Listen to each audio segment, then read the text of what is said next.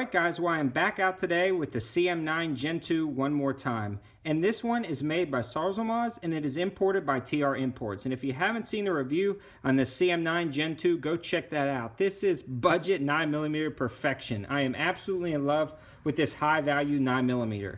Now the reason why I sought this pistol out was the fact that I own the SAR K2P. And I really like this pistol made by SAR as well, but I thought there could be some slight improvements. There were a few other CZ clones that I thought were slightly better than this just because of the ergonomics and a few other features. So today I'm going to be comparing the two.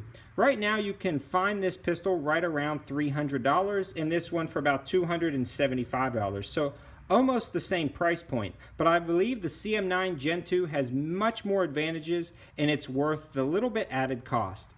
So let's take a close-up look at the SAR K2P. Now the first problem I had with this pistol was this very sharp edge right here. So they encourage you to get a high grip on these pistols because of this beaver tail and palm swell, and you can get a nice high grip. But you can see this sharp edge right here digs into your thumb, so after a few magazines it's slightly annoying. Now I talk to a lot of people that say that's not a problem, but in my opinion, if they would have just rounded that edge a little bit more, it would have been so much better. Now the texturing up here, the slide cuts up here, were fairly aggressive, but you know, sometimes it's a little bit difficult to grab this pistol since the slide rides inside the frame like all CZ copies. So these were my two main concerns, and we'll go over a few things in a minute, but this is where I want to address the CM9 GEN2. Let's make sure it's clear. The first thing they did was they completely eliminated those squared edges. They reinforced the frame and smoothed everything out so you can get a nice high ergonomic grip.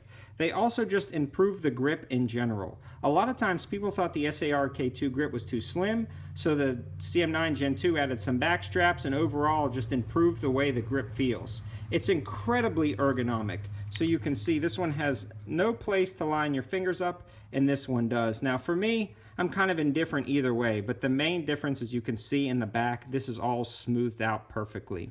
Overall, the controls are fairly similar, but you can see there's almost a more aggressive cut in the slide.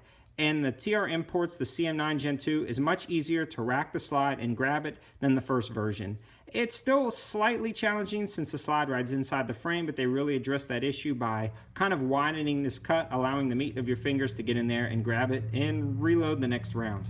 So you can see the CM9 GEN2 has a more squared off trigger guard, and it's got some texturing on the front and the bottom, allowing you to index your finger. Now a lot of people wrap their fingers around the front of the trigger guard, which was a problem for the SAR K2, but not for the CM9 GEN2. So that's an improvement in my opinion. Even though I don't wrap my finger around the trigger guard, that is pretty cool that you have that option on the CM9 GEN2.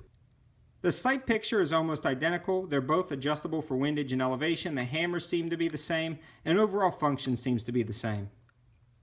Another improvement in my opinion is take a look at this slide. See how it extends almost widthwise to the edge of the frame? Now let's take a look at the SAR K2. It does not. There's this large gap, making the slide thinner.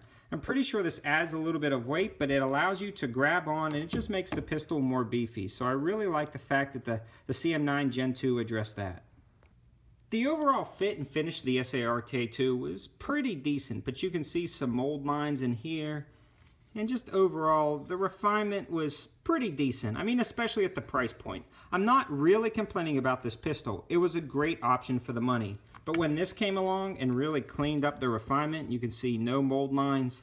I mean, it is absolutely refined. Everything just seems well thought out. And they addressed all my problems I had with the pistol previously.